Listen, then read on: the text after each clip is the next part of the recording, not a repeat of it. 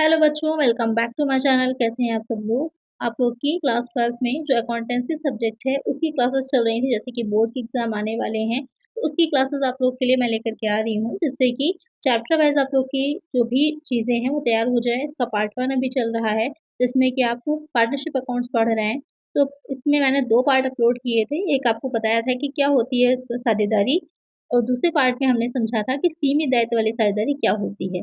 तो आज का जो वीडियो रहने वाली है उसमें हम समझेंगे कि पार्टनरशिप अकाउंट्स क्या होते हैं, कितने टाइप के होते हैं और कौन-कौन से अकाउंट बनते हैं, क्योंकि यहीं से आपका समझ लीजिए न्यूमेरिकल पोर्शन स्टार्ट होता है। क्योंकि पहले हमको इसको समझना है, उसका असेसमेंट देखेंगे कि किस तरह से बनाए जाते हैं, उसके बाद हम आगे चलेंगे जो आपके जहाँ से जो एडमिशन होता है पार्टनर का, वो सारी चीज़ें आ जाती हैं। जहाँ से मेनली आपका न्यूमेरिकल स्टार्ट होगा, आपके एग्ज़ाम में क्वेश्चन बनेंगे वहाँ से। तो आइए देखते हैं सरदारी अकाउंट्स क्या होते हैं, कौन-कौन से अकाउंट्स बनाए जाते हैं।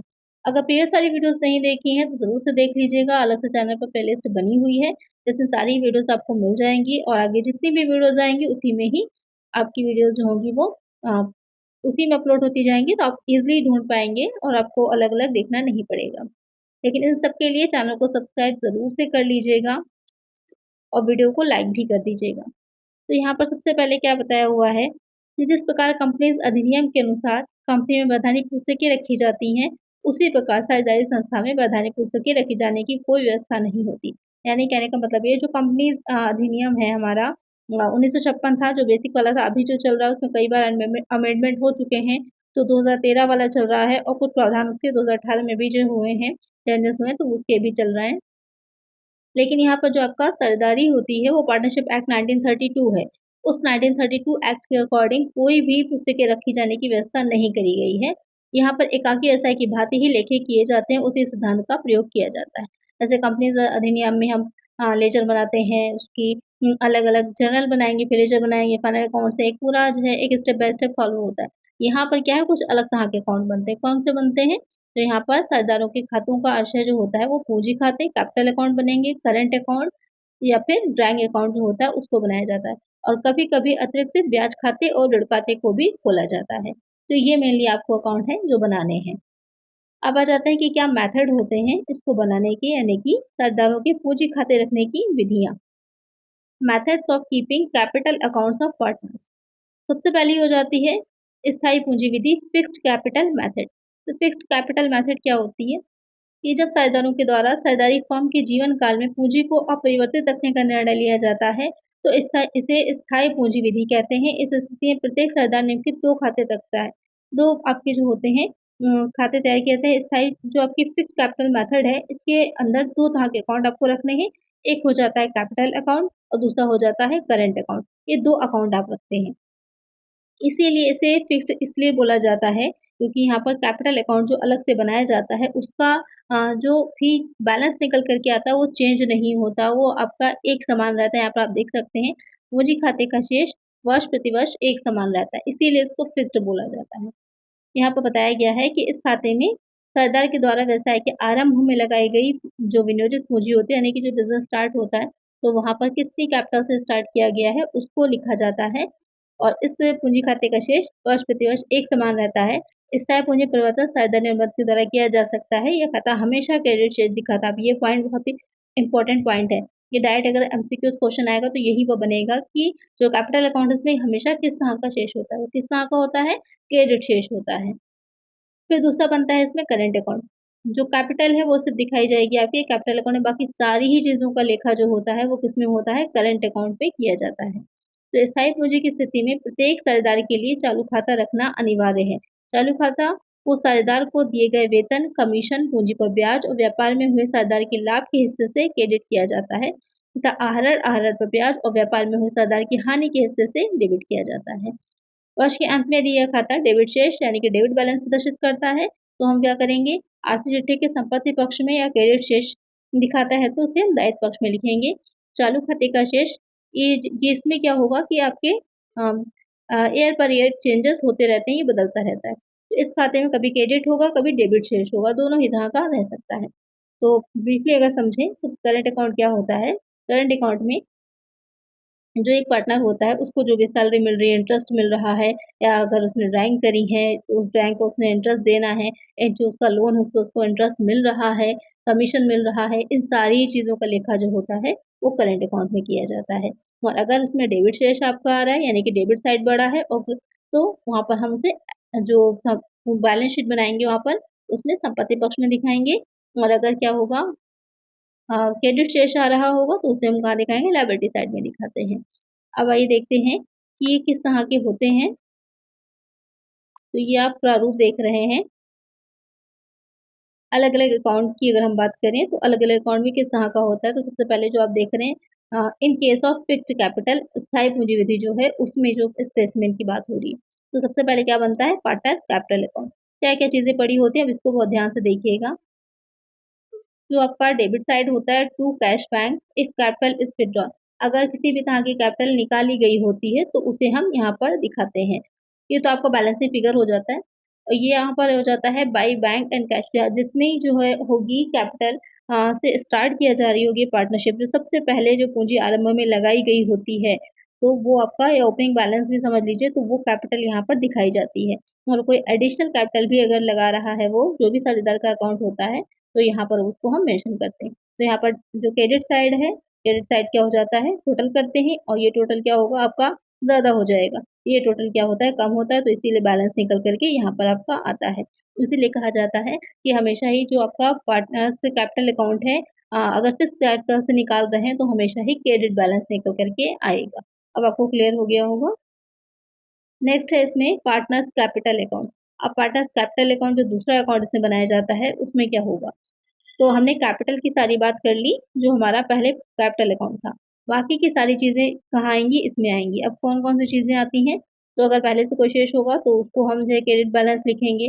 इंटरेस्ट आ रहा है, कैपिटल पे इंटरेस्ट हमें मिल रहा है, हमने कोई कैपिटल जो है इन्वेस्ट करी है बिज़नेस में, तो उस पर हमको क्या हो रहा है इंटरेस्ट मिल रहा है अगर, तो इससे सारे रिलेटेड जो प्रोविज़न्स थे वो पहले ही मैं आप लोग को पढ़ा चुकी हूँ कि सरकारी अधिनियम में कि क्या बताया गया है, अगर नहीं अनुबंध आपस में किया तो कितना है, कितना इंटरेस्ट मिलेगा, सारी चीज़ें प्रीवियस वीडियोज़ में हम डिस्कस कर चुके हैं।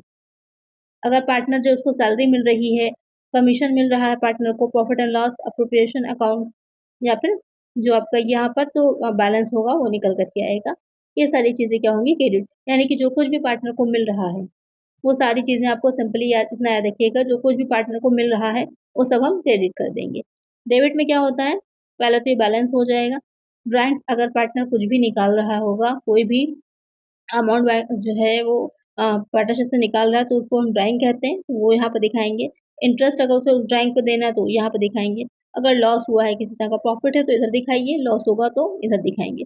और ये क्या हो जाता है बैलेंस निकल कर के आ जाता है। तो इस तरह से कुछ आपका तैयार किया जाता है पार्टनर्स कैपिटल अकाउंट किस मेथड में? फिक्स्ड कैपिटल मेथड में। तो 2 अकाउंट बनते हैं। फिर नेक्स्ट आ जाता है यहाँ पर फ्लक्चुएटिंग कैपिटल मेथड। तो यहाँ पर आपको हिंदी इंग्लिश दोनों थोड़ी बहुत देखने को मिल रही होगी, हिंदी ज़्यादा है, लेकिन जो आपके न्यूमेरिकल आगे आएँगे, जब हम न्यूमेरिकल क्वेश्चंस पढ़ेंगे तो वहाँ पर ज़्यादातर जो होते हैं न्यूमेरिकल आपको भी पता है वो इंग्लिश में ही पूरे सॉल्व होते हैं। तो आपको भी तैयारी जो बच्चे हिंदी मीडियम से करनी है, इस चीज़ का ध्यान रख के करनी है कि यहाँ पर इंग्लिश में ही मेनली लिखा जाता है। और बाकी जो इंग्लिश मीडियम के स्टूडेंट हैं, तो आगे जो न्यूमेरिकल को आएँगे, उसमें ज़्यादातर आपके इंग्लिश का ही पोर्शन रहने वाला है। तो यहाँ पर थ्योरी को समझ लीजिए न्यूमेरिकल पर जब हम चलेंगे तो वहाँ पर आपको प्रॉब्लम नहीं होगी। नेक्स्ट आ जाता है फ्लक्चुएटिंग कैपिटल मेथड परिवर्तनशील पूंजी विधि। अब इसमें क्या होता है कि परिवर्तनशील पूंजी विधि के अंतर्गत प्रत्येक साझेदार के लिए केवल एक पूंजी खाता कैपिटल अकाउंट ही तैयार होगा यानी कि इसमें एक ही बनाया जाता है। इस खाते में साझेदार और साझेदारी फर्म के बीच हुए प्रत्येक लेन-देन का लेखा किया जाएगा।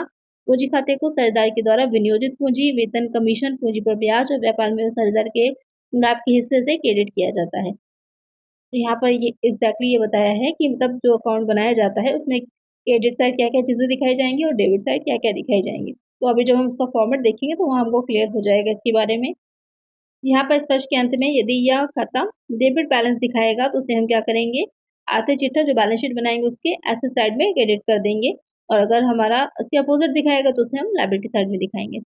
यहाँ पर एक चीज़ ध्यान दीजिएगा कि प्रत्याशील पूँजी का जो शेष होता है वर्ष प्रतिवर्ष बदलता रहता है। इसमें एक ही अकाउंट तैयार होगा और उसका जो बैलेंस होता है वो चेंज होता रहता है। यही डिफ़रेंस होता है मेनली आपका दोनों मेथड में। उत्पादनशील वर्ष के आरंभ के जो पूँजी खाते का शेष रहता है और वर्ष के अंत में परिवर्तित रहता है। परिवर्तनशील पूंजी को चल पूंजी फ्लोटिंग कैपिटल या फिर टेम्परेरी कैपिटल भी कहा जाता है। तो ये मेथड को इन दो नामों से भी जाना जाता है। एग्जाम में ये भी लिखा हो सकता है, तो कंफ्यूज नहीं होइएगा, ध्यान में रखिएगा। फिर आ जाता है कि वस्तुतः परिवर्तनशील पूंजी विधि के अंतर्गत स्थायी पूंजी फिक्स कैपिटल और चालू खाता करेंट अकाउंट का एक कंबाइंड फॉर्म यानी कि एक जैसा बनाया जाता है। दोनों ही तरह की चीजें जो है उसमें एक एक अकाउंट में लिख दी जाएंगी, तो समझ लीजिए आपका कंबाइंड बन गया। और उसे हम क्या कहते हैं, उसे हम कैपिटल अकाउंट कहते हैं, एक ही नाम से जाना जाएगा।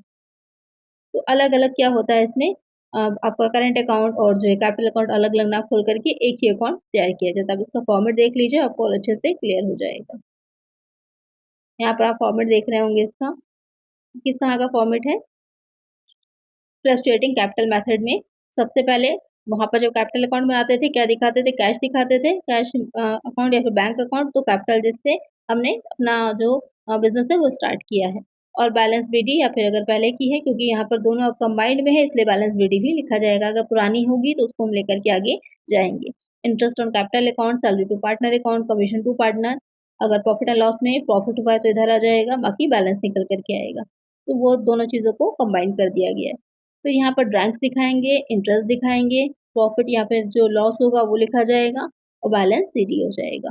तो इस तरह से हम इसको अकाउंट को बनाते हैं जब आपका फ्लक्चुएटिंग कैपिटल मेथड से हम अपने जो अकाउंट्स हैं उनको रख रहे होते हैं। तो एक ही कैपिटल अकाउंट तैयार किया जाता है, उसमें क्या होगा, दोनों साइड ही देखिए आप यहाँ पर बैलेंस को दिखाया गया है। तो डिपेंड करेगा कि किस तरफ का आ रहा है, दोनों साइड का आ सकता है, डेबिट भी आ सकता है या फिर क्रेडिट भी आ सकता है। तो दोनों फॉर्मेट को आपको ध्यान में रखना है। कभी कभी क्वेश्चन में स्पेशली आपसे पूछेगा, तो उसी के अकॉर्डिंग आपको आंसर अपना देना होगा, क्योंकि यहाँ पर जो आपका न्यूमेरिकल क्वेश्चन आएंगे तो आपको पूछेगा कि कैपिटल अकाउंट और करंट अकाउंट बनाइए या फिर इस मैथड के अंदर अंडर में सॉल्व करिए, तो आपको उसी के अकॉर्डिंग बनाना है। एक कहेगा तो एक बनाना है, दोनों पूछेगा तो दोनों बनानी होगी। अब नेक्स्ट आ जाएगा इसमें कि दोनों में डिफरेंसेस क्या होते हैं।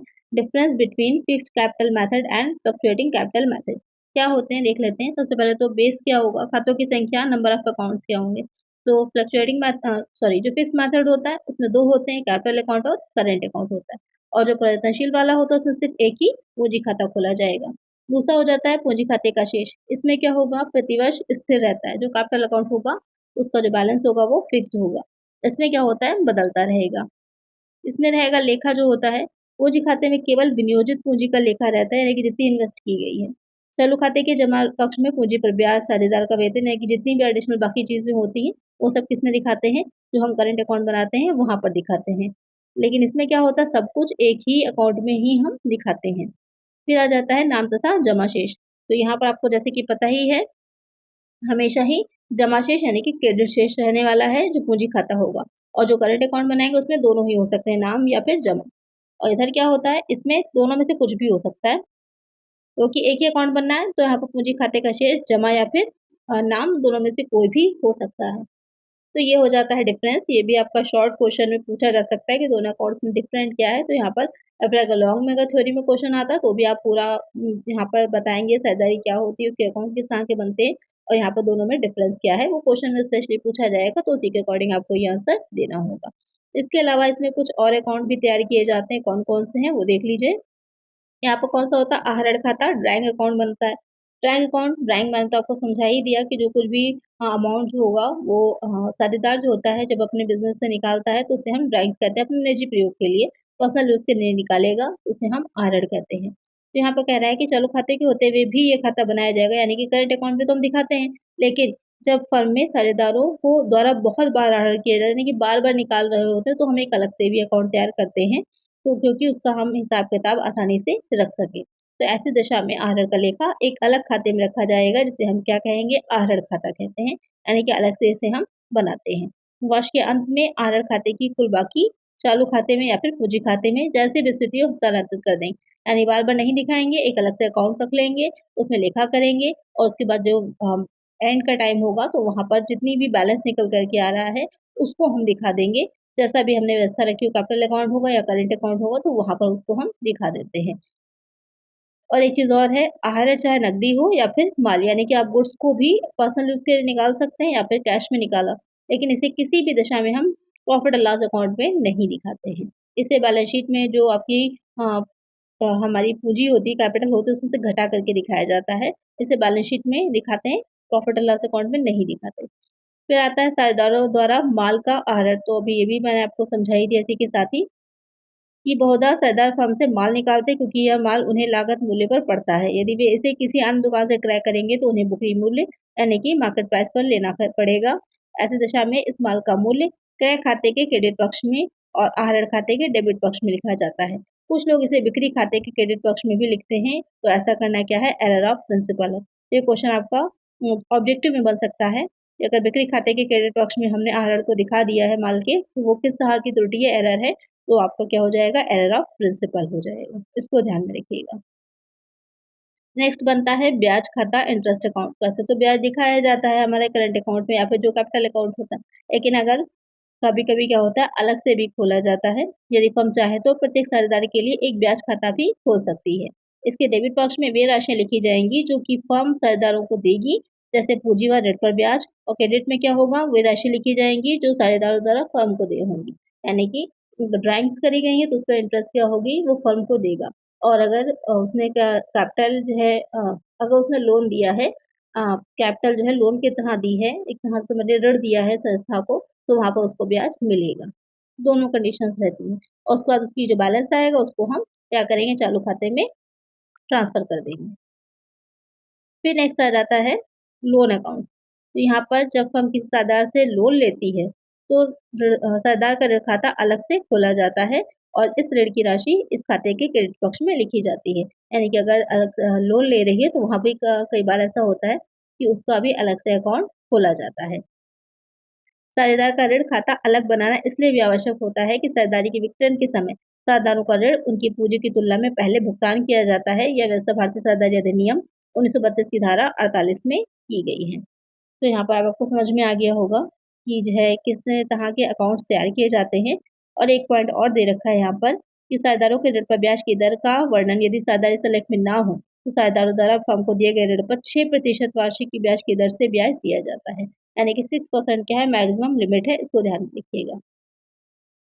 तो यहाँ पर कितने तरह के अकाउंट होते हैं, 2 तरह के बनते हैं, एक स्थायी पूंजी विधि और दूसरा हो जाता है जो फ्लक्चुएटिंग मेथड होता है। स्थायी में क्या होगा, 2 अकाउंट बनते हैं, एक आपका कैपिटल अकाउंट बनता है और दूसरा हो जाता है करंट अकाउंट। और जो फ्लक्चुएटिंग है उसमें एक ही अकाउंट बनता है और बाकी की ये अकाउंट्स एक्स्ट्रा जो अलग से मैंने बताया वो बनाए जाते हैं। जहाँ तक आपको समझ में आ गया होगा कि पार्टनरशिप में कितने तरह के अकाउंट्स बनते हैं। ये बेसिक चीज़ थी, इसको ध्यान में रखना आपके लिए ज़रूरी था क्योंकि आगे जो आप पार्टनरशिप पढ़ेंगे, जहाँ पर नए पार्टनर का एडमिशन होगा या फिर जो कोई पार्टनर है उसकी डेथ हो जाती है या फिर वो रिटायरमेंट ले लेता है या फर्म का जो होगा विघटन होगा, फर्म जो होती है समाप्त हो रही होती, तो सारी ही कंडीशन में इसी तरह के अकाउंट्स बनते हैं और इसमें कुछ और एडिशनल अकाउंट ऐड होते चले जाते हैं। तो यहाँ पर बेसिक आपको जानना ज़रूरी था।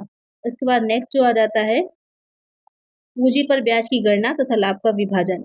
ये हम यहाँ से हम कल से स्टार्ट करेंगे, जो उसकी नेक्स्ट वीडियो आएगी, नेक्स्ट पार्ट आएगा, वहाँ पर हम इसको पढ़ेंगे और उसके बाद कैसे इसको न्यूमेरिकल को सॉल्व करना है वो देखेंगे। तो नेक्स्ट वीडियो ज़रूर से देखिएगा, लेकिन इसके लिए चैनल को सब्सक्राइब कर लीजिए जिससे कि डेली आपको वीडियोज़ मिलती रहें। तो आज की वीडियो में इतना ही। अगर वीडियो अच्छी लगी है लाइक कर दीजिएगा, चैनल पर नया सब्सक्राइब करिएगा और फ्रेंड्स को वीडियो को शेयर भी करिएगा। चलिए मिलते हैं नेक्स्ट वीडियो में। Thank you.